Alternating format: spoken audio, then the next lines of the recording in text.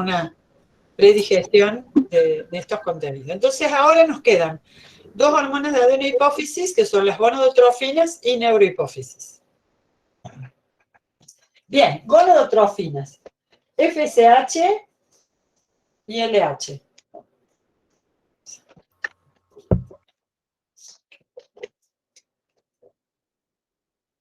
Aunque el nombre se le dio a FSH por folículo, haciendo referencia a los folículos ováricos, también actúa sobre testículos, pero están en ambos casos relacionadas con la formación de gametas. Asegurar que células diploides comunes, llamadas germinales, se conviertan mediante las meiosis en 4 células hijas llamadas espermatozoides y 4, de las cuales una va a ser llamada óvulo y 3 cuerpos polares. O sea, están involucradas en lo que se llama la gametogénesis, que quiere decir formar adecuadamente las gametas. Bien. Lo voy a enseñar así, aunque en los libros no esté así, porque creo que se comprende mejor, nada más que por eso. Nosotros en la mujer, en el ovario, tenemos que un grupo de células llamadas foliculares van a cuidar, esto va a ser el final del asunto, estas células foliculares activan genes muy especiales, convengamos, y están destinadas a sostener, por eso lo hago así, cuidar, envolver, nutrir, activar genes y demás de esta célula especial que va a ser el óvulo. Por eso lo voy a hacer con rojo, si algún rojo me anda.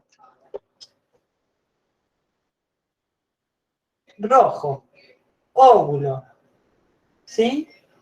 Entonces, acá va a haber 3 células de desecho acompañándolo, que van a ser después los cuerpos polares. Todavía no, pero es para que lo sepamos.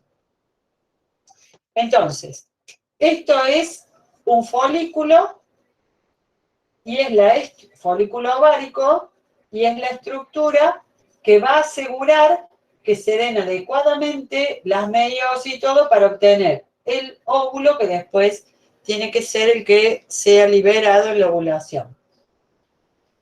Entonces, ¿cómo comienza esto? Cuando el ovario de una mujer, cuando es feto todavía, se está formando el ovario y llegan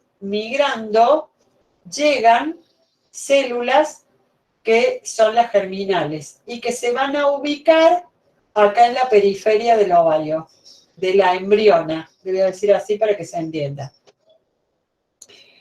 Miles de células germinales, ¿sí?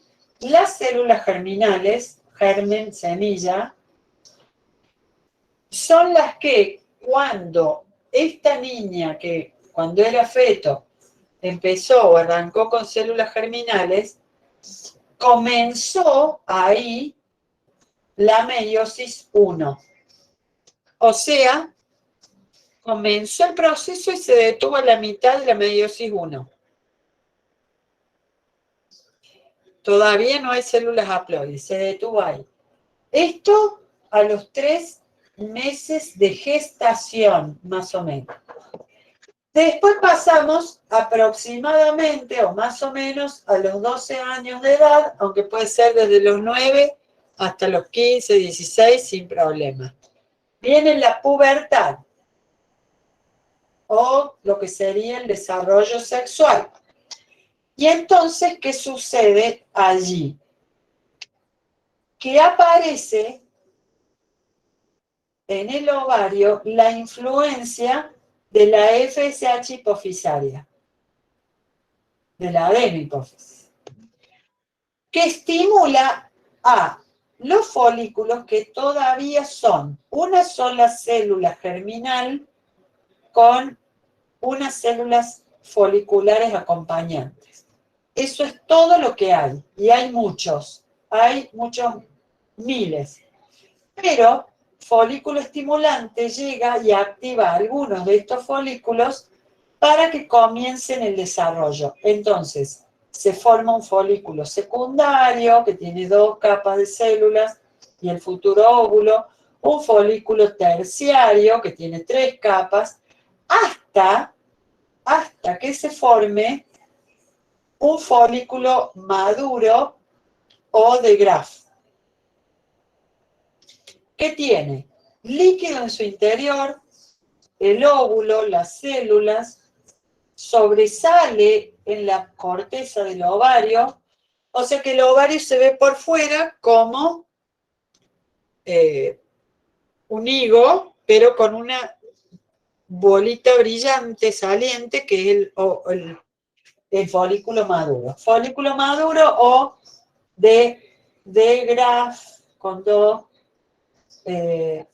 con una A y 2 S, si no me equivoco. Bueno, entonces, ¿quién fue la hormona que llegó a las células foliculares que estaban ahí quiescentes desde que era embriona hasta que tuvo los 12 años? La FSH. Su target fueron las células foliculares. Le dice, como señal, un montón de cosas a las células foliculares, entre otras. Primero, hagan mitosis. Segundo, nutran, hagan factores que hagan que esta célula comience a terminar esa meiosis 1 que quedó detenida en la etapa embrionaria. Háganle reservar en el citoplasma a esa célula proteínas, azúcares y grasas, porque ese va a ser el citoplasma del futuro cigoto o primera célula del hijo si hay embarazo.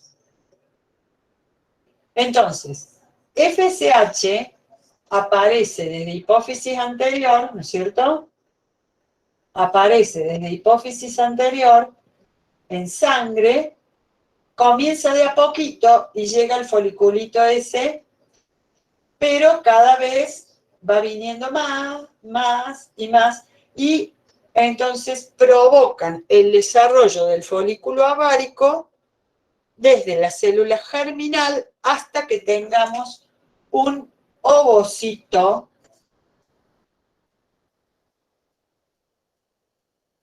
uno, porque recuerden que después de terminar la primera meiosis vamos a tener ovocitos 1 y después cuando terminemos la segunda, ovocitos 2 y óvulo. Entonces por eso se habla de ovocito 1, después ovocito 2, entonces hablamos del ovocito en vez de óvulo. Entonces, folículo estimulante, por ser de hipófisis anterior, es de naturaleza proteica. Pero esta hormona hipofisaria de naturaleza proteica estimula el desarrollo del folículo y por lo tanto la maduración del folículo hasta folículo maduro y que la célula germinal haga meiosis y se vaya transformando en ovocito y va a después terminar en óvulo. Ya después vemos cómo. Pero acá hay otro fenómeno muy importante. Estamos hablando del desarrollo de la célula femenina más importante que tiene el cuerpo femenino porque es para dar un hijo. Entonces, necesita del apoyo de las hormonas femeninas para todos los otros procesos que tienen que ocurrir acá, en el útero y en las trompas. Por lo tanto, las células foliculares, además de nutrir al óvulo y demás, forman capas llamadas tecas que secretan estrógeno, estradiol, hormonas femeninas. ¿Y los estrógenos de qué naturaleza son?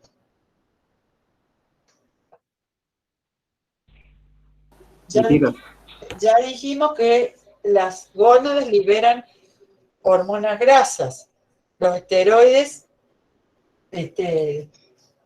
como el estrógeno, esterona y demás, o sea que una hormona proteica hipofisaria hace que la gónada ovario secrete desde las células foliculares en la teca interna y teca externa, que son las dos capas grandes que se arman después de células foliculares, estrógenos. ¿Por qué es importante? Porque se supone en cada ciclo que sucede esto, que por las dudas hay que sensibilizar las mamas con los estrógenos, que hay que guardar grasas de reserva por si hay embarazo, que hay que estimular el coito, la cópula, la libido, para que esta mujer copule con un varón y trate de que algunas de miles de veces esto termine en una fecundación. ¿Vamos? Estrógeno. Entonces, desde la gráfica de las hormonas hipofisarias, ¿sí? Hormonas hipofisarias, entonces, en lo que sería el día 5, más o menos, en días, terminó la menstruación, ¿sí? ¿Y qué comienza a aparecer acá? El desarrollo de un nuevo folículo. Ya frustramos la anterior gestación porque no hubo fecundación y hubo menstruación. Entonces ahora empieza a arrancar desde su nivel más bajo, que no es 0, FSH, y va a ir aumentando más, hasta que lleguemos 5, 10, 15, 14, a tenerla muy elevada la FSH hacia más o menos el día 14, que es el día en que ocurre ¿quién? La ovulación como promedio. O sea, la rotura del folículo y la liberación del ovocito. FSH se mantiene un poco alta allí, pero luego va a bajar. 14, 15, 20, 23, 25, perdón, y acá terminamos porque acá yo empecé con el 0. Y volvemos a basal. Entonces, desde el día después de la menstruación comienzan la hipófisis a liberar FSH, aumenta, está alta para los días medios del ciclo y luego desciende en los últimos días del ciclo al nivel basal y aproximadamente el día S, 23, C, provoca la menstruación, 23 al 28 baja y 28 mínimo, entonces aparecemos acá con el mínimo provocando la menstruación. Bien, entonces queda claro, el eje sería ahora hipotálamo, hipófisis, o sea, adenohipófisis,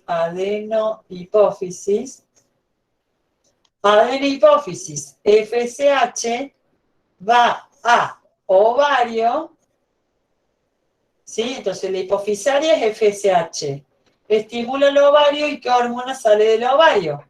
Por ahora y hasta ahora, estrógenos. La pregunta es, ¿qué liberó hipotálamo para estimular a la adenohipófisis? Bueno, acá hay un factor liberador común, o sea, un RH hipotalámico común para las dos gonadotrofinas, que son G mayúscula N chiquita de gónado, o de gónada. Entonces, el G grande N RH, la GNRH, es el factor liberador hipotalámico, GNRH, que estimula un grupo de células de la adenohipófisis, que son las que tienen las gonadotrofinas o gonadotropinas. Estas liberan la gonadotrofina, en este caso FSH, eso por sangre llega al ovario, llega a las células foliculares y el ovario a través de las células foliculares de las tecas liberan a la sangre estrógeno. Entonces ahora, si yo grafico acá abajo, en el mismo gráfico pero acá abajo, las hormonas ováricas, cuando empezó a aumentar la FSH, empezaron las células del ovario foliculares a fabricar estrógeno, poquito, pero aumentó FSH. Entonces, por atrás de la curva de la FSH, tengo que dibujar el aumento de estrógeno. Por ahora eso. Después lo vamos a complicar más. Pero entonces, si FSH desde hipófisis fue aumentando, entonces aumentaron la estimulación, o sea, el trofismo o tropismo de los folículos del ovario que crecen, entonces cada vez hay más estrógeno. Entonces el estrógeno hasta el día 14 también va a ir creciendo y mucho, porque creció el folículo.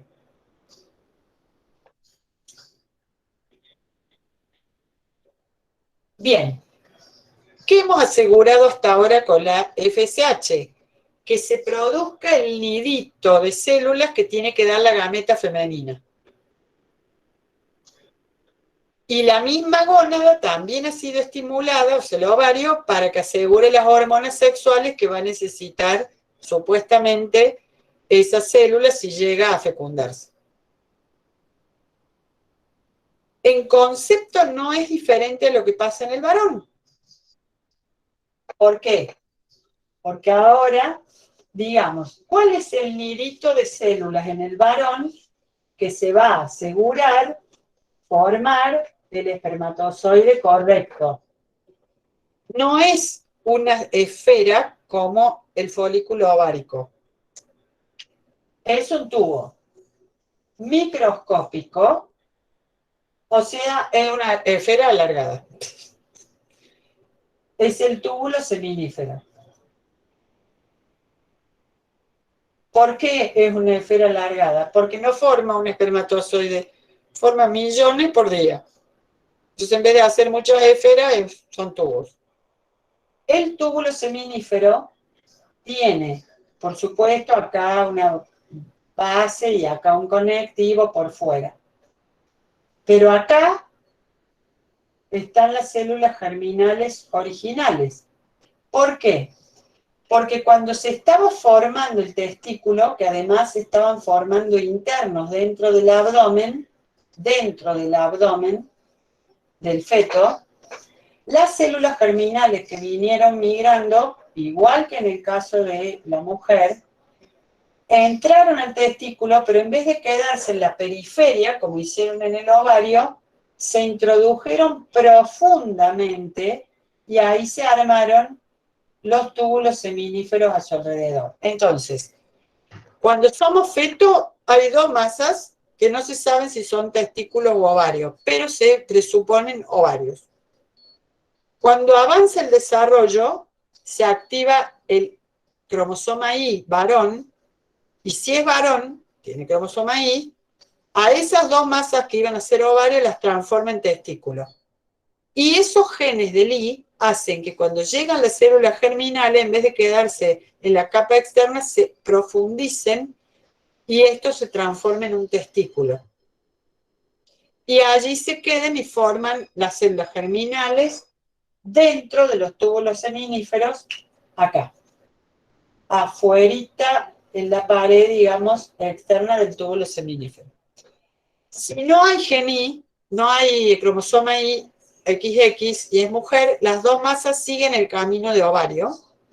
Las células germinales entran, pero se quedan en la periferia, se rodean de células que van a ser luego las foliculares y quedan todos los folículos más cerca de la corteza, más cerca de la periferia del ovario. En cambio, si es varón, se activan los genes del cromosoma Y y las células germinales se profundizan y se le forman los túbulos seminíferos alrededor. Ahora, ¿en qué se han convertido esto? Bueno, después el testículo baja, sale del abdomen, ¿y qué ocurre en los túbulos seminíferos? Que esto está así hasta que el varón llega a la pubertad, al desarrollo sexual, más o menos a los 12 años, y entonces llega la FSH hipofisaria. ¿Y qué le hace? Como pasó antes, estimula que se activen y comiencen, pero todas estas células, a hacer meiosis 1, luego saliendo los espermatocitos 1, después meiosis 2, salen los espermatocitos 2, y finalmente se transforman en espermátidos y finalmente en espermatozoides, que quedan como al medio. Después, entonces, FSH, que de nuevo, igual que en el ovario, está involucrada en ser trófica, impulsar, estimular la gametogénesis, la ovogénesis en el ovario, la espermatogénesis en el varón.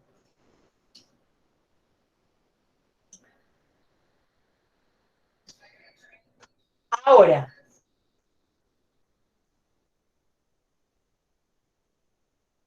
en el caso del ovario, la FSH hizo desarrollar la gameta, pero también hizo que en esta estructura saliera la hormona femenina del ovario, que era el estrógeno. En el varón también va a hacer que el testículo y todos los túbulos seminíferos, porque el testículo va a ser básicamente un masacote de túbulos seminíferos, o sea, acá hay otro, si cortamos acá hay otro, y acá hay otro, y acá hay otro, y así.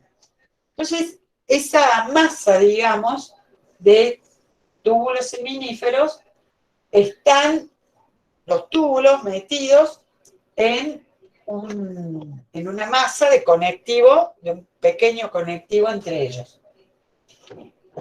Ese conectivo que está acá entre medio es un intersticio entre los túbulos. Y entre los túbulos van a estar estas células que son las células de Leydig, con Y y G final. Las células de Leydig también son llamadas células intersticiales porque están en el intersticio entre los túbulos. Tienen esa forma medio piramidal y secretan la hormona que va a salir de acá del testículo, que es la DHT o dihidrotestosterona, que por vía metabólica y otras cosas se va a convertir en T o testosterona. En definitiva, son hormonas mal llamadas masculinas o andrógenos. ¿Qué diferencia vemos? Que acá la hormona femenina salía del mismo folículo, el nido que hace la gameta. Acá el nido es el túbulo seminífero. Y la hormona masculina que va a salir por el influjo de FSH del testículo sale del intersticio de afuera del túbulo seminífero, desde las células intersticiales o de Leydig, y el testículo libera ¿qué? Hormona masculina, testosterona.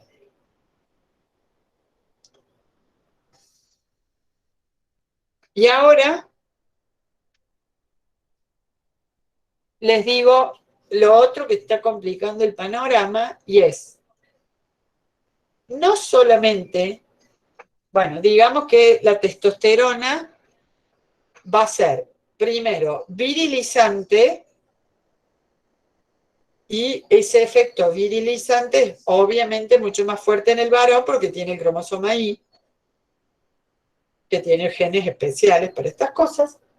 Entonces le va a dar los caracteres accesorios al varón, pero bueno, para la mujer también, digamos, o sea, le da vello corporal y todo, pero en menor, digamos, cantidad o efecto que en el varón. Pero para ambos sexos, la testosterona es activante del deseo sexual.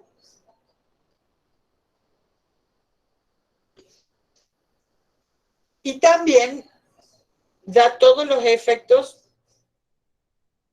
de una hormona virilizante. Por lo tanto, da fuerza muscular, da formación de masa muscular, anabolia proteica. Por eso, acuérdense que los varones que tienen más testosterona tienen más ancha la espalda, más músculos en los brazos, en las piernas, más masa y más peso corporal, por eso.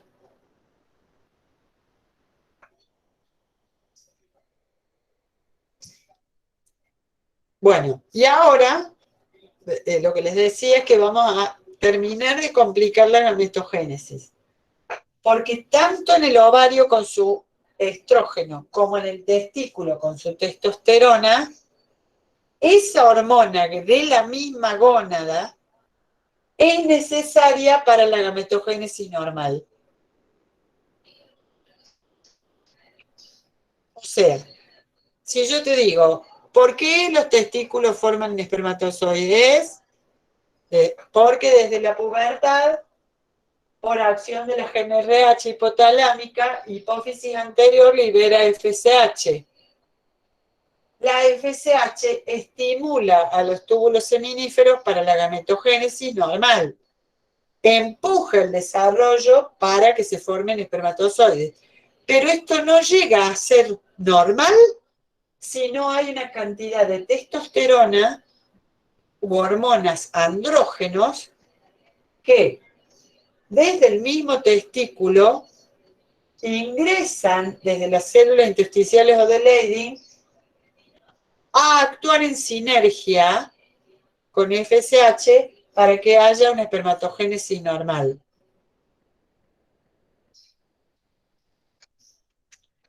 Y en la mujer, porque la GNRH hace que adene hipófisis secrete FSH y el ovario entonces libera estrógenos.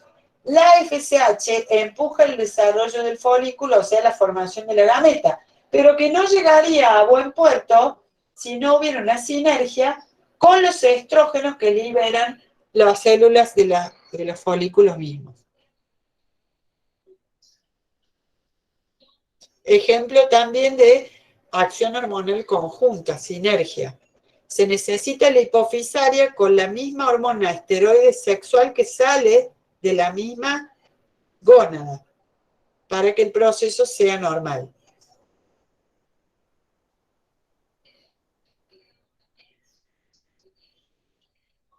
La otra diferencia sexual que hay entre los dos procesos es que el varón, una vez que el hipotálamo empezó a pulsar GNRH, hasta que se muera, si es un varón sano, puede seguir este proceso. Y no baja ni sube, es siempre igual. La gráfica de la hormona FSH en el varón es así.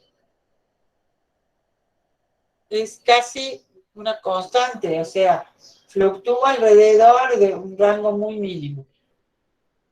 Y los andrógenos testiculares, así.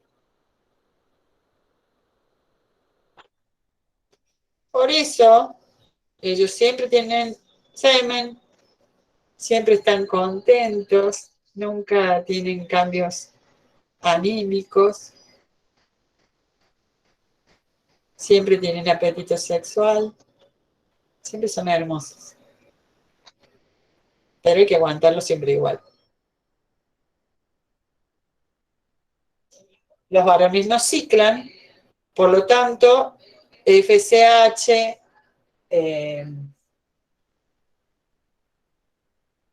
DHT o testosterona son constantes, entonces uno solamente va a dosar esas hormonas cuando haya realmente un problema hormonal, testicular o de problemas de esteroides, etc. La mujer, en cambio, es distinto, porque hipotálamo cicla su liberador hipotalámico, entonces cicla la FSH. Por eso, en la gráfica femenina no era así de fácil.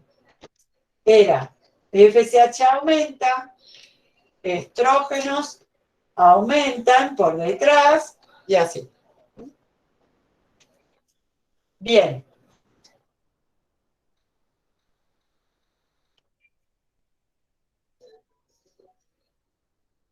Cuando, bueno, y acá hay otros fenómenos. En el caso del varón,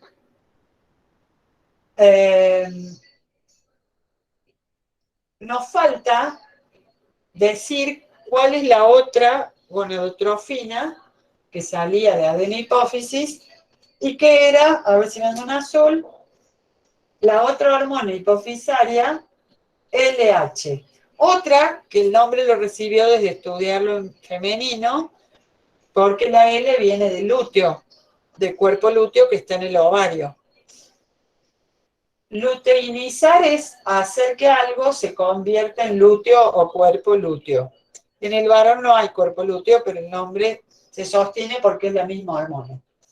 La LH hipofisaria en el varón siempre es liberada, porque es constante, porque no hay ciclo en el varón, y es la hormona hipofisaria que estimula las células de Leydig.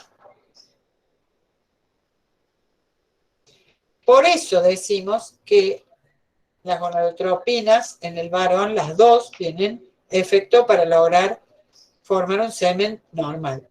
Porque la FSH estimula la espermatogénesis, pero la LH estimula a las células de Leydig a que acompañen el proceso y las estimulan a liberar la testosterona. Que acá, miren la distancia, difunde porque son esteroideas, entonces son liberadas siempre y siempre difunden y hacen sinergia adentro del túbulo seminífero para hacer que se desarrollen los espermatozoides. No hay forma de reservar las hormonas esteroides. Entonces siempre llega el LH hipofisario en el varón y siempre las células de Leydig o intersticiales liberan testosterona y siempre la testosterona entra a los túbulos. Entonces, ¿qué tipo de transporte hormonal ven ustedes ahí de la testosterona hacia los túbulos seminíferos? O sea, lo que estamos diciendo es que una pelotita como el testículo lleno de túbulos ahí enrollados, seminíferos, y que entre medio hay pequeños y delicados conectivos con las células de Leydig. Las células de Leydig están tirando la testosterona, entonces están concentrando dentro del tejido testicular la testosterona.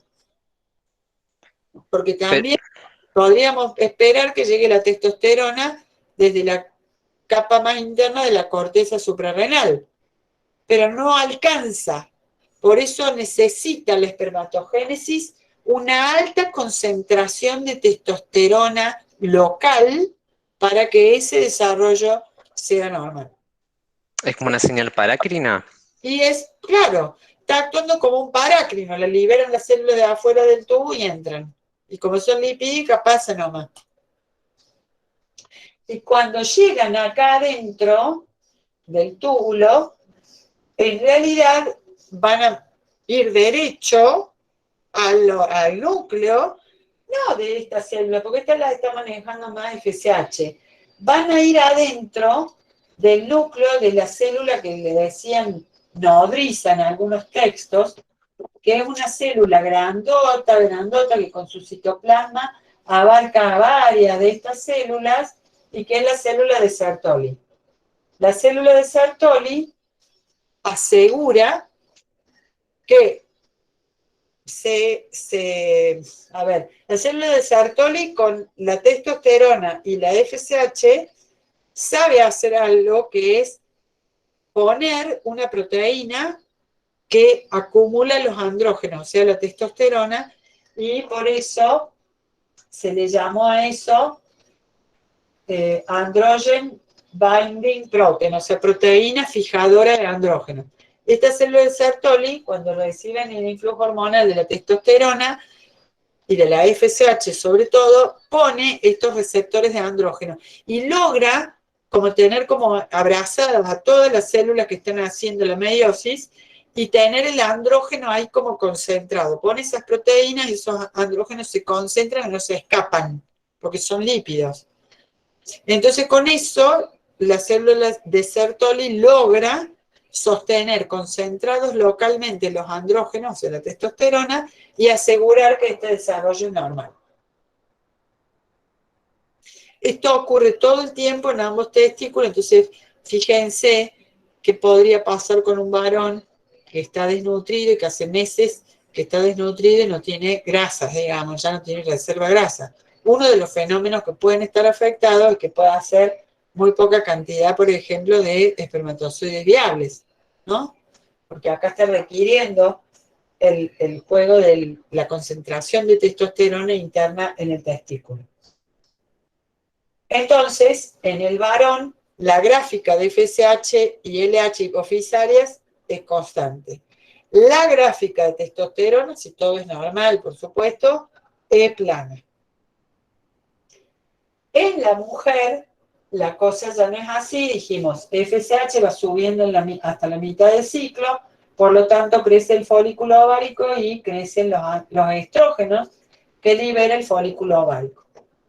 Bien, ¿y qué hace LH acá en estos primeros días? Nada. Porque en la mujer, las dos gonadotrofinas, cuando hay una, hay una. Después aparecen las dos y después desaparece la primera y aparece la segunda. O sea, cuando subió acá, desde su mínimo, la FSH, llegó al día 14, acá hay una cosa así de la FSH, y después va a bajar al mínimo al terminar el ciclo. La LH, acá no hay nada o hay muy poca, aparece el día 13 alta, y después cuando FSH baja, LH se mantiene más alta.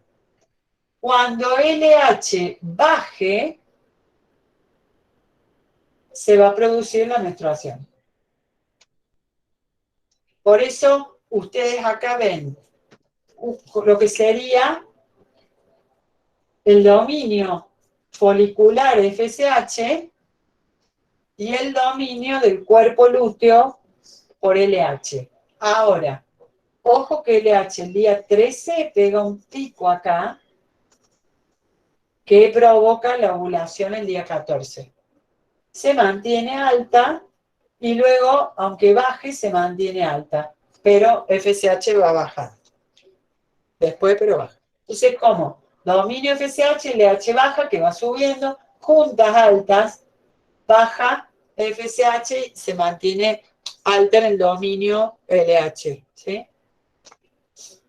Esto no está bien hecho, es para el análisis nomás, para dejar en claro eso. Bien, ¿y qué hace LH? LH en la mujer, en estas primeras etapas que crecía el folículo, poco tiene que ver. Pero cuando se está acercando a folículo de Graf, o sea, a folículo maduro, con el ovocito casi madurito, ahí viene el pico de LH hipofisaria.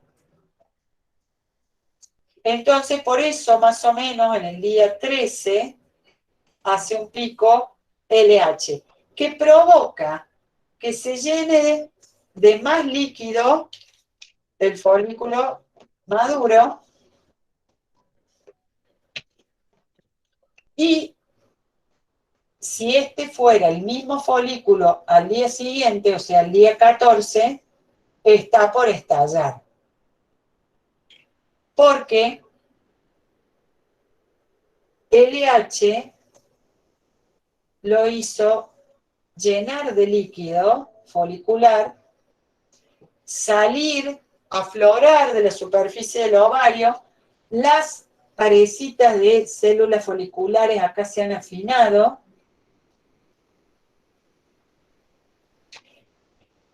y, entre otras cosas, hace que acá se arme como una cicatriz, ¿verdad? Y entonces, LH aparece para terminar de madurar el folículo, llenarlo de líquido y provocar la rotura de la pared del folículo, o sea, la ovulación. Y sale el ovocito con células foliculares que le rodean, que se llama corona radiada. Y, por supuesto, el líquido folicular, y como acá se han roto capilares, que hay muchos porque las células foliculares eran endócrinas, liberaban estrógeno, entonces acá también hay algún resto de sangre que sale. LH entonces empieza a aumentar día 11, 12, tiene un pico el día 13 que infla más de líquido el folículo y provoca acumulación de líquido y por lo tanto provoca la ovulación aproximadamente promedio el día 14. Pero de allí no baja, porque acá se va a producir un proceso que es realmente admirable. Rara vez lo he visto en alguna otra cosa. Las células foliculares que tenían el programa, los genes activados de yo secreto estrógeno, yo libero factores que estimulan al ovocito, yo nutro al ovocito, le cambian absolutamente el programa genético, la FSH se retira, las células foliculares guardan los receptores, se los guardan para otra vez, otra vida, y comienzan a poner los receptores internos, ¿no? De la LH, que es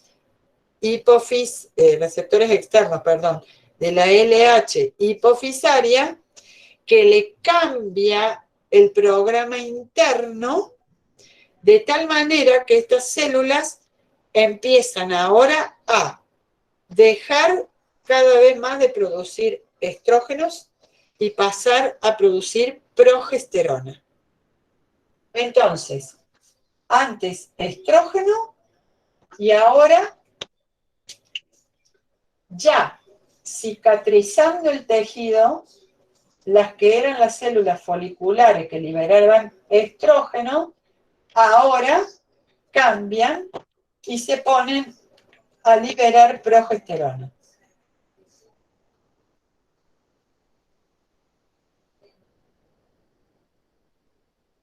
¿A dónde? A la sangre de los capilares que todavía hay acá. Progestágenos. Esto que se ve como una bolita brillante llena de líquido es el cuerpo lúteo. ¿Por qué cuerpo lúteo? Cuerpo con luz, luminoso, se lo ve brillante. Entonces, el cuerpo lúteo es el mismo resto del folículo maduro que ya liberó el ovocito y que transforma su producción de estrógeno a progesterona. Por eso es que empieza a caer el estrógeno, que acá no lo dibujé, pero después de la ovulación cae abruptamente el estrógeno y sí va a aumentar la progesterona, que antes no estaba y que ahora aumenta acá con el cuerpo lúteo y se sostiene.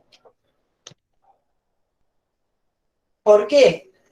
Porque cuando acá terminamos el proceso con los estrógenos, hemos sensibilizado la mama, hemos hecho crecer el endometrio en el útero, ahora va a venir la progesterona a mantener trófico a ese endometrio en el útero con las glándulas activas, sosteniéndolo. Vos quedate ahí endometrio, vos te quedás ahí endometrio crecidito con las glándulas esperando el embarazo, esperando la implantación de ese óvulo si ha sido fecundado. Entonces, la progesterona, progestación, asegura, entre otras cosas, que el endometrio del útero tenga esa señal, que es la progesterona, que le dice, yo sigo acá haciendo mis mitosis, mis glándulas, haciendo cada vez más capilar sanguíneo, esperando anidar a ese embrión. Entonces, ¿qué pasa? Que ese programa también de progesterona tiene unos días que están corriendo.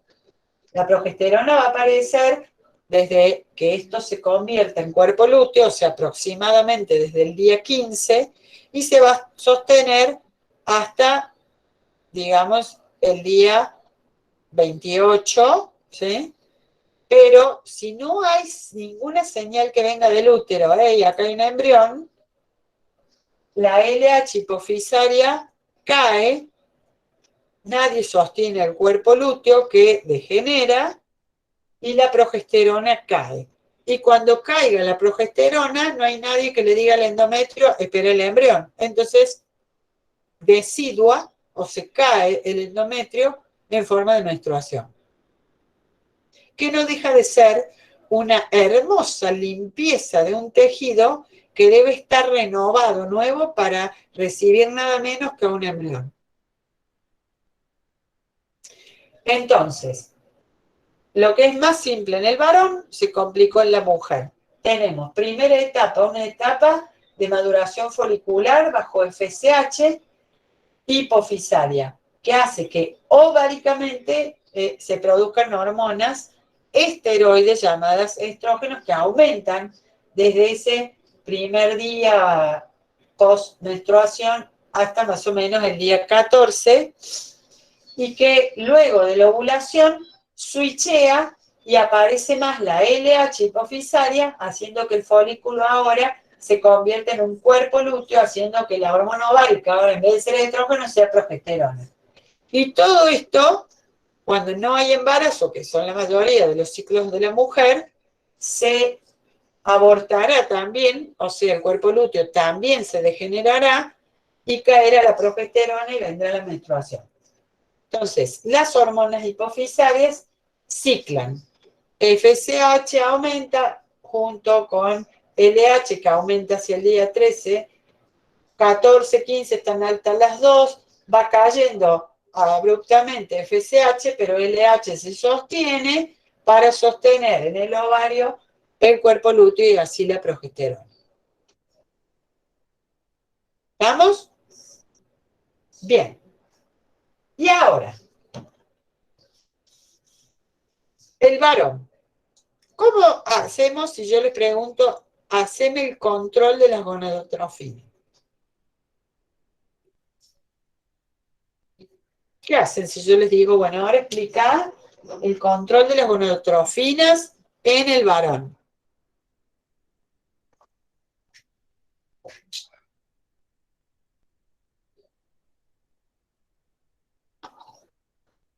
¿Qué harían? ¿En la pizarra? ¿En la hoja? ¿Qué harían?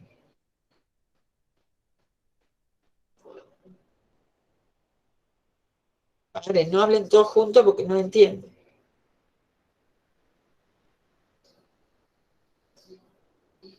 ¿Qué tenían que hacer cuando uno les pide cómo es el esquema de control de la hormona?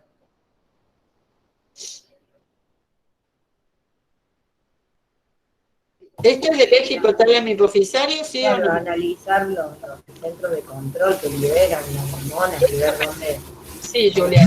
¿Pertenece al eje hipotálamo hipofisario glándula periférica? ¿Cómo? Y esto es un caso de pertenecer a un eje hipotálamo hipofisario glándula periférica. ¿Sí o no? Sí. Bueno, Sí. entonces sería el eje hipotálamo hipofisario gonadal.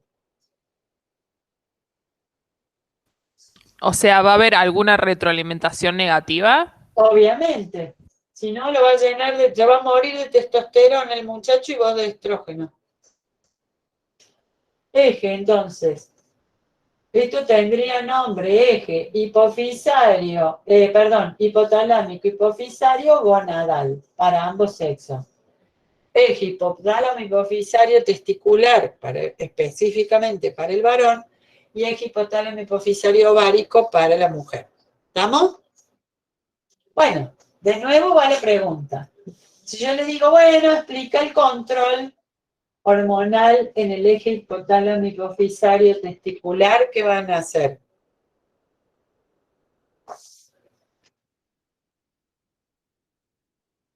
Me tienen que explicar cómo suben y cómo bajan las hormonas. ¿Qué harían? ¿Cómo se sostienen en el nivel que se tienen que sostener?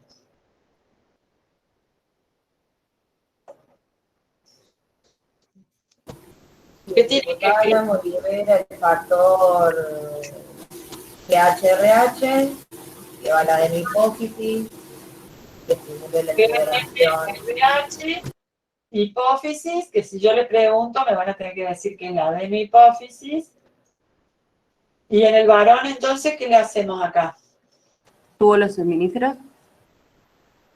FSH y pongo algo más. LH. LH. Y LH. LH. Poner las dos como en la mujer, nada más que acá van juntas, siempre. ¿Sí? ¿Y la glándula periférica cuál es? Testículo. Y depende del testículo del varón o de la mujer. La gónada, que es testículo, ¿y qué labor el testículo que la libera? Testosterona. La DHT o la testosterona. Bien. Entonces, ahora sí me tienen que decir, bueno, pero va a seguir subiendo la testosterona y se va a convertir en super mancho y así no puede ser, se va a morir. Porque la testosterona también va a provocar, además de la anabolia proteica, gasto lipídico, gasto, no, se va a enflaquecer y se va a morir. Entonces, el aumento de la testosterona hay que frenarlo para que empiece a bajar y cuando baje mucho, subirlo. Y entonces, eso lo va a hacer la retroalimentación negativa a hipófisis. Acá en realidad está este mecanismo. También hay un mecanismo de GNIH, o sea, hay un inhibidor hipotalámico. Pero más que eso me interesa agregar una cosa. Tanto el testículo como el ovario tienen una autonomía en el control. No están entregados totalmente a la hipófisis, al hipotálamo y sus mandatos. Porque ellos como órganos también intervienen cuando hay demasiada señal para su actividad, para parar un poco, para lo cual desde ambos, tanto testículo como ovario, se libera la hormona inhibina. Inhibina. INHI inhibina. Obviamente, la inhibina es una hormona, en este caso es la única proteica que sale de las gónadas. No importa eso, pero es liberada a la sangre desde el testículo o el ovario y la inhibina, o sea que acá habría que agregarla acá, ¿no? La inhibina es una retroalimentadora, una inhibidora, digamos, hipofisaria. Más inhibina libera el testículo, más frena a la hipófisis, que entonces baja FSH y LH. Y está en ambos, o sea que en el ovario también. El ovario secreta estrógenos por la FSH, ¿sí? Pero también, en paralelo, a ver cómo lo pongo esto, en paralelo libera LH, la hipófisis, que hace que el ovario libere progesterona.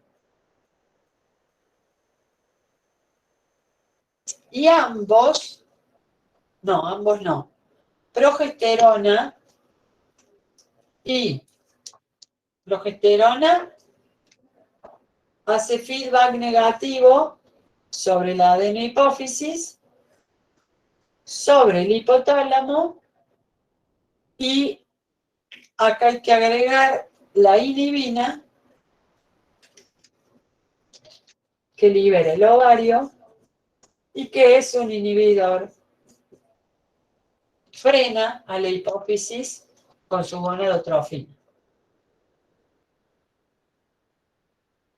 O sea que las mismas gónadas pueden frenar un poco el proceso cuando están demasiado, creciendo demasiado los folículos de golpe, o cuando hay exceso de estrógeno, o cuando, en el caso del varón, hay exceso de testosterona, o los testículos están sobreestimulados, pero no tienen tanto, por ejemplo, irrigación, nutrientes, para sostener esa demanda de tantos millones de espermatozoides, entre otras cosas. Se me ocurre eso, pero... Bien. Maja, perdón, me mareé un poco. O sea, No, es que es normal marearse con esto. en la, Hay que dibujar, o sea, en hay otro. el eje para el varón, o sea, la testosterona que libera el testículo hace retroalimentación negativa con la hipófisis y también la hormona inhibina. Sí. Y en la mujer, el Sí, estrógeno... y además te agrego que el mismo hipotálamo, si bien dijo, yo sos varón reproductivo y de ahora en más, y hasta los 80 años, o con suerte hasta tu muerte, te largo el GnRH, también el mismo hipotálamo, por factores nerviosos, conductuales, emocionales, ¿verdad? Puede liberar GnIH y frenar el proceso bastante si quiere. Y ahora sí te escucho para la mujer. Y en el caso de la mujer, libera estrógeno, tanto el estrógeno como la progesterona hacen la retroalimentación negativa. O la progesterona. Creo que solo Sí, la progesterona. sí, pero voy a aclarar ahora un fenómeno con los estrógenos. Es muy fuerte también. Sí. En realidad pasa esto. La progesterona es netamente, al aumentar, una inhibidora o feedback negativo para hipófisis. Eso está clarísimo. El problema es que ahora les tengo que introducir. ¿Se acuerdan de los famosos círculos viciosos o feedback positivos? Bueno, acá hay uno, y es el de los estrógenos. ¿Por qué? Porque cuando vos tenés el folículo o los folículos miles chiquititos acá, y empieza a llegar la primera dosis por sangre de la FSH empieza a estimular muchos folículos. Todos arrancan, esos varias decenas, cientos de folículos, pero después hay uno que pasa al frente y termina inhibiendo el crecimiento de los otros. Por eso siempre llega uno bien maduro al ciclo a los 14 días. A lo que voy es, cuando FSH llega acá, estas empiezan a liberar un poquito de estrógeno. Pero ese estrógeno, en realidad, hace retroalimentación positiva sobre hipófisis. Entonces hipófisis dice, ah, sí, más FSH. Más FSH llega, más estrógeno. Más estrógeno, más FSH, y entonces por eso crece abruptamente la curva de los estrógenos en los primeros 14 días. Porque es un ejemplo de retroalimentación positiva. Más, más. Y como hay más, mucho más. Y como hay mucho más, mucho, mucho más. Y así. ¿Quién corta ese círculo vicioso? La ovulación, la salida del óvulo y la transformación de las células foliculares en secretoras de progesterona. Y ahí se corta tanto estrógeno.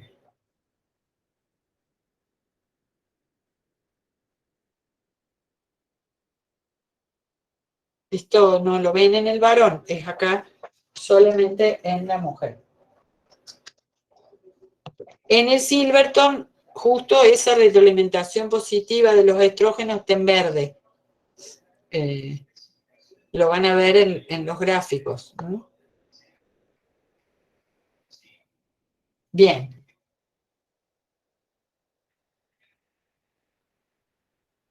Ahora nos vamos a quedar con esto, en el sentido de, estamos viendo el eje hipotálamo hipofisario gonadal para ambos sexos y con su feedback, o sea, sus controles de estos niveles hormonales. Y me quedo acá, digo, con hormonas de la glándula periférica, que en este caso serían las gónadas. Eje hipotálamo hipofisario gonadal. La glándula periférica está en las gónadas. Ahora, ensáyense, hagan los ejercicios y todo para ir distinguiendo los nombres y todo de las hipotalámicas, hipofisarias y de las gónadas. Es muy importante que lo fijen ahora, porque después a esto se va a complicar, porque todo este ciclo femenino, mientras aparezcan y suben y bajen las hormonas hipofisarias, la del ovario, va a cambiar el útero, las mamas y la vagina. Y eso también lo vamos a ver en el laboratorio nosotros.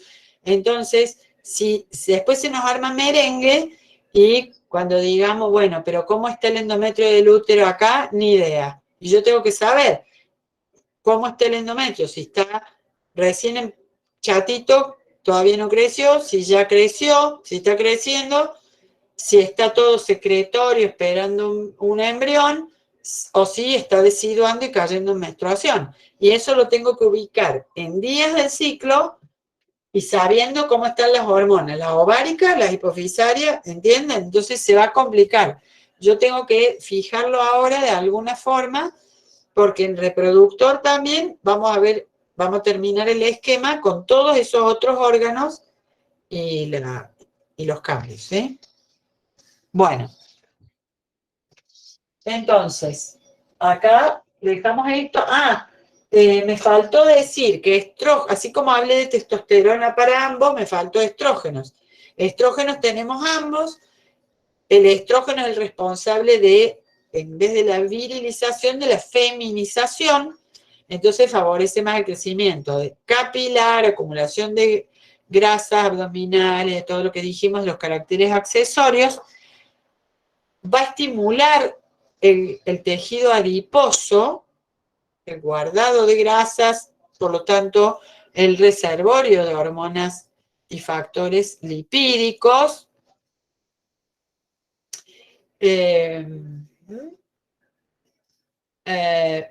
Pero no es que los varones no requieran nada de estrógenos, porque los estrógenos están en todas las vías esteroides. Cuando ustedes vean los esquemas en Silverton, se van a dar cuenta que cómo ahorra el metabolismo. Desde un precursor libera otros que van a distintas vías y por un lado sale, por ejemplo, la aldosterona, que ya la vimos, de la corteza suprarrenal, o sea que las mismas células que fabrican la aldosterona o estas que fabrican la testosterona, de las de Leydig, o las de folículo ovárico que fabrican progesterona o lúteo, todas tienen esa misma vía, nada más que unas no activan enzimas para aldosterona, otras sí activan para aldosterona y son todas de la misma familia, o sea, con enzimas se van fabricando aldosterona, estradiol, o sea, los estrógenos, aldosterona. Cada uno de esas células desactivan las otras vías y activan. Entonces, es necesario tener todos esos componentes de esas vías biosintéticas.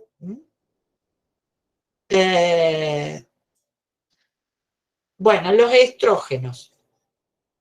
Si bien dije que la testosterona es el estimulante para la libido o el deseo sexual más fuerte, los estrógenos también lo son y también preparan los órganos para la cópula. En el caso de los femeninos, preparan la vagina para la cópula, las secreciones de la vulva, todo lo que va a facilitar la cópula y que eso va a ser más notable cuando más estrógenos hay, o sea, cerca de la mitad del ciclo, que es cuando todo el sistema está preparado para lograr una fecundación, o sea, engendrar. Hay otros cambios más sutiles en la lozanía de la piel, el rubor de la piel, el rubor de la misma vulva con el deseo sexual, etc. Todo eso que acompañe al proceso de la procreación, en definitiva. Por eso, cuando la mujer... Y otra cosa es, como dije, el varón no deja de liberar gonadotrofinas y con suerte morirá con gonadotrofinas altas. La mujer no.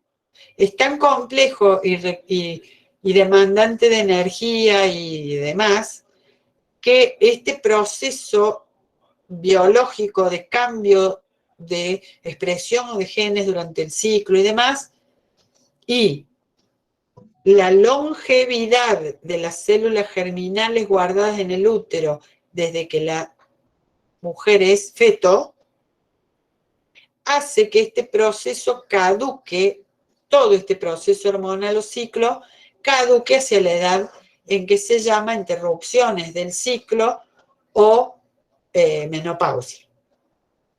Menopausia es el nombre fisiológico, biológico. Hoy, con el feminismo más biológico, digamos, hay una resistencia a llamarle menopausia porque tiene un sentido asociado a algo peyorativo, de que la mujer que ya no cicla está menospreciada o automenospreciada, y se favorece que se diga más la plenipausia, por ejemplo, en vez de menopausia, pero es una pausa, digamos, que se detienen los ciclos. ¿Por qué? Porque, como dije, si desde que sos 3 meses de gestación, o sea, no tenés ni un día de nacida, ya tenés guardados 6 meses las células germinales, hasta que pasen término medio 12 años, prácticamente tienen 13 años de antigüedad las células germinales primeras que vas a convertir en óvulo. Cuando la mujer tenga 40 años, esas células en esos folículos primarios van a tener 53 años más o menos. Y el mecanismo genético por el cual se tienen que hacer las meiosis, unir los cromosomas homólogos del par, separarse el par y que no haya defecto ahí, se complica por el envejecimiento de esas células y de otros factores del folículo y demás. Entonces, la naturaleza da un tiempo para que la mujer sea fértil, y a partir de los 47 años aproximadamente empiezan a tener algunos signos de lo que sería la perimenopausia. O sea, comienza con algunos ciclos irregulares, algunos ciclos que duran mucho, digamos, que entonces ya no menstrua cada 28 días, sino capaz que empieza cada 2 meses, después hace 2 o 3 ciclos seguidos, después hay 6 meses que no menstrua, después hace 2 seguidos, 3 largos, y a veces creen que ya no menstrua más y le aparece una menstruación más descolgada o irregular por allí. En fin, esto está indicando que el reloj iniciador, que es la GnRH hipotalámica, está empezando a fluctuar. Con lo cual fluctúa la FSH y con lo cual empieza el ciclo folicular a variar. Esto trae que ya después, esto tiende a que el ovario descanse, o sea que el ovario deje de funcionar procreativamente y solo mantenga un escaso nivel de estrógenos proveniente de algunos folículos ahí sin madurar a óvulo, digamos. Entonces, la mujer en perimenopausia y luego en menopausia franca ya no cicla, por lo tanto, los estrógenos ováricos caen abruptamente en la mayoría de los casos. Con lo cual, todo eso que preparaba la cópula y la baja. Entonces, ahora hay sequedad vulvar y vaginal, hay a veces coitos más incómodos, la lozanía y rozagancia de la piel también se pierde, se debilitan bastante los cabellos, se puede adelgazar bastante también, eso depende mucho de los otros factores metabólicos, y puede bajar mucho el apetito sexual, porque los estrógenos eran para el femenino un estimulante importante del apetito o deseo sexual. Y la testosterona más bien tiene que ver más con el momento del acto sexual, pero el estrógeno le estimula mucho la libido de la mujer. Bien. Y ahora sí, con eso, ya acá podemos decir, hemos terminado. Acá el que se quiera ir, se va porque ya hemos superado el horario. Lo que yo voy a decir ahora es rápidamente la explicación de neurohipófisis, que es lo único que nos queda. De nuevo, tenemos estas neuronas acá que hacen un piso en el tercer ventrículo. Esto es el hipotálamo. Y de acá se ha venido a pegar o a adosar la adenohipófisis. Y en cambio, de acá se ha ido formando la neurohipófisis o hipófisis posterior. ¿Y por qué digo de acá se ha ido formando? Porque en realidad las neuronas que están acá acumuladas, que son del hipotálamo, han extendido sus axones y sus terminales para llegar aquí a formar la neurohipófisis. Por eso se dice que es una extensión directa del hipotálamo y la adenohipófisis que pertenece a las células del piso, del techo de la boca. Del techo de la boca embrionario, Exactamente. a adosarse a estos axones y tejido nervioso que bajaba del hipotálamo. Y ahí se conforma la hipófisis. Bien. Obviamente, acá hay muchos capilares porque esta es adenoide, pero acá también hay capilares porque algunos productos hormonales, neurohormonales, serían ahora, de estos núcleos del hipotálamo van a ser liberados acá, capilares de este tejido nervioso de la neurohipófisis. Bien. Entonces, acá hay dos productos neurohormonales, o sea, hormonas de la hipófisis posterior, se le dice también, que son la ADH u hormona antidiurética, en español HAD, hormona antidiurética, y la otra, la oxitocina, que no es el único lugar donde se libera la oxitocina, convengamos, pero bueno, acá es importante. Bien, la hormona antidiurética, como la palabra lo indica, si nosotros sabemos que la diuresis es el volumen de orina excretado por día o por 24 horas, y el volumen de orina es principalmente agua, una hormona antidiurética hará que el riñón retenga más agua y por lo tanto se excrete menos orina en el día. Justamente, entonces, la hormona antidiurética tiene como blanco o target ciertas células de los túbulos,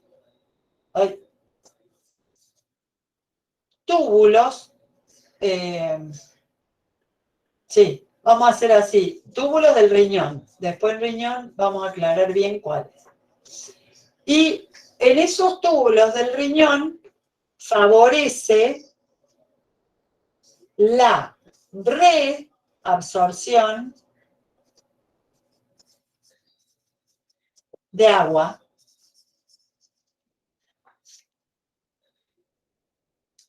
Después vamos a ver que fundamentalmente ocurre esto en los túbulos distales y colectores de la nefrona del riñón. Ahí lo que hace es, va a decirle a estas células que se pongan a fabricar canales de aquaporina y que los pongan en sus membranas para que dejen que el agua pase de la futura orina y se vuelva al medio interno. Por eso, antidiurética, hormona de la hipófisis posterior, que provoca, o su efecto es, en los targets, que son los túbulos de la nefrona del riñón provoca la reabsorción de una mayor cantidad de agua. Por lo tanto, al decir reabsorción desde la futura o posible orina, vuelve ese agua que se ha filtrado en el riñón y que se la podría perder como orina, vuelve o regresa como cantidad extra de agua al medio interno. Entonces, si llego a orinar 1,8 litros, sale ADH y en horas consigue que yo orine 1,4 litros. Antidiuresis. Logra la antidiuresis. Tenemos la señal hormona antidiurética. ¿Cuál es el origen del antidiurético? O sea, ¿cuáles son sus células o glándula endocrina? Neurohipófisis. Sí. Y específicamente, entonces, neuronas del hipotálamo que descargan en neurohipófisis. Ahí tenemos origen, la señal, target, ¿quién sería? Los túbulos de la nefrona del riñón. Sí. Túbulos distales. Distales Sí. colectores del riñón, perfecto. ¿Efecto? Reabsorción de agua. De agua extra desde la orina Mm. para que vuelva al medio interno, o sea, reabsorción de agua. Mecanismo,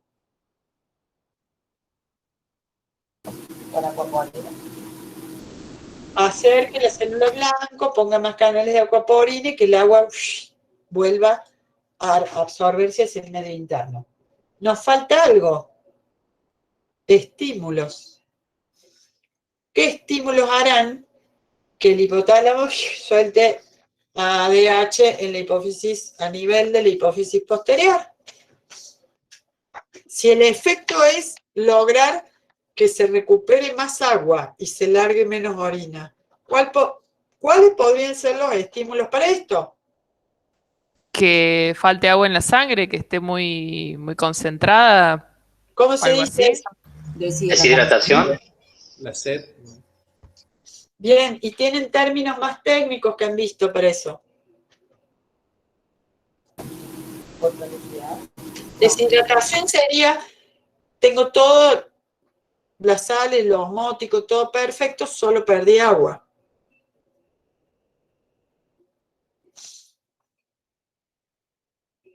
Hipertonicidad. Claro, molaridad alta, que a su vez va a ser también lograda por deshidratación. Otro,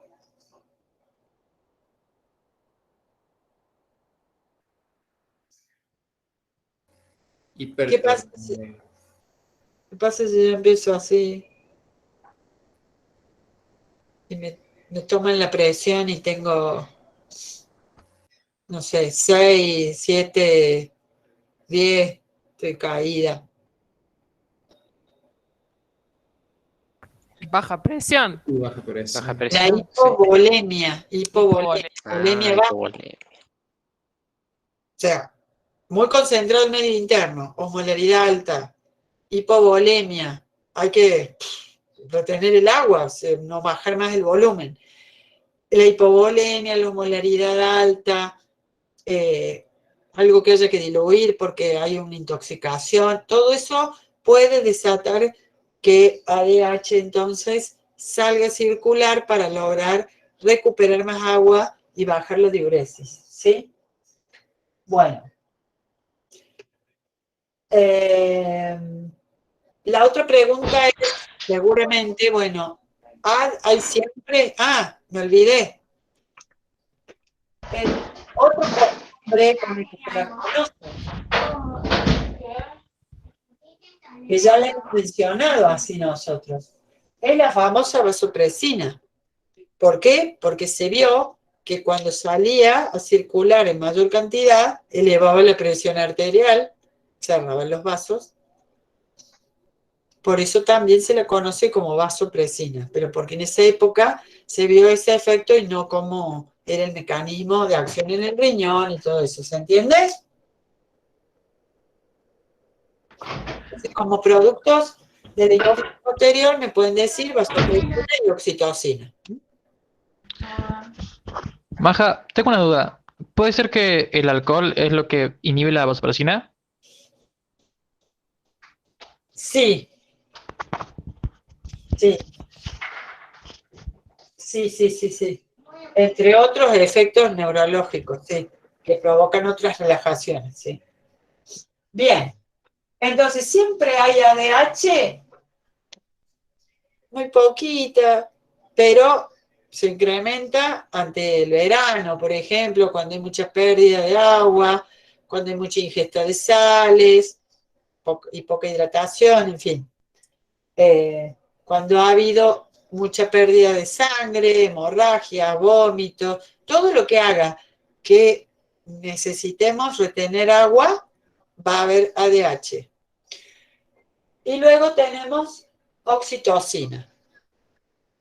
Oxitocina, ya la hemos mencionado, no tiene sinónimos en este caso, era la hormona que ante el estímulo neurotáctil del bebé en el pezón luego del parto, se activaba la vía de liberación de la oxitocina para la eyección de la leche, ¿no? Entonces, origen, neurohipófisis, en realidad hipotálamo, uno de sus blancos, la célula de leche o lactógena de la mama. ¿Sí? Efecto, eyección de la leche, que salga por los conductos al conducto mayor del lactófano. Otro blanco, el miometrio, músculo del útero. Efecto, contracción. Por eso esta hormona aparece a chorros. Primero, era el otro caso de feedback positivo, perdón. Entonces, aparece un poquito desde esta hipófisis posterior, ese poquito va al miometrio, que lo contrae, ese poquito de oxitocina contrae al útero. Pero resulta que la contracción abría más el cérvix. Entonces eso hacía que haya más oxitocina, más. Como hay más oxitocina, más se dilata el cérvix, más se contrae el útero, más se dilata el cérvix. ¿No? Entonces, este era un ejemplo de que cada vez había más fuertes contracciones y más oxitocina circulante y más dilatación del cuello. O sea, el segundo blanco era el miometrio o músculo del útero. Tercer blanco de la oxitocina. Perdón, acá no es células de la leche, es células mioepiteliales de la mama. Mioepiteliales de la mama, las que se contraen y estrujan para la eyección de la leche. Y después tenemos también durante la máxima excitación sexual y sobre todo en el orgasmo, la oxitocina va, así como el miometrio es un músculo involuntario, las células mioepiteliales de la mama también, esto va al músculo liso también de las trompas, el perineo, etcétera. O sea, lo que hace la oxitocina es en todo el tracto femenino y las trompas, esto. Algunas mujeres lo sienten durante el orgasmo bien nítido, o sea, no solamente el éxtasis y demás, sino contracciones rítmicas así hacia arriba. ¿Por qué? Porque esto, en realidad, el varón acaba de eyacular en el fondo de la vagina, en el saco de Douglas, y estos movimientos que abren un poquito, hacen como una succión, una ayuda para subirlos, y las trompas y el útero hacen así con la oxitocina en el orgasmo, ayudando a abrir todo ese espacio y a ayudar a la subida de los espermatozoides del semen. Y a su vez, la oxitocina es, le dicen, el neurotransmisor del enamoramiento, y qué sé yo, porque cuando uno siente tanto amor por otro y demás, está muy involucrada la oxitocina. Bueno, y ahí con eso tenemos entonces origen, los blancos y sus efectos en cada blanco. La contracción rítmica en el caso de los órganos femeninos durante la cópula. Bueno, y eso es todo, amigos. ¿Alguna duda? Bueno, cualquier cosa, nos vemos. Voy a ver qué han puesto acá. ¡Ay, Fede! Dice, buen fin de. Gracias, profe. Hipertonicidad, bien. Particularmente la cerveza, agregó Federico, tiene un componente que inhibe la ADH. Sí, por eso la cerveza hace orinar tanto y tan rápido. Cuando el bebé toma... Uy, se me fue.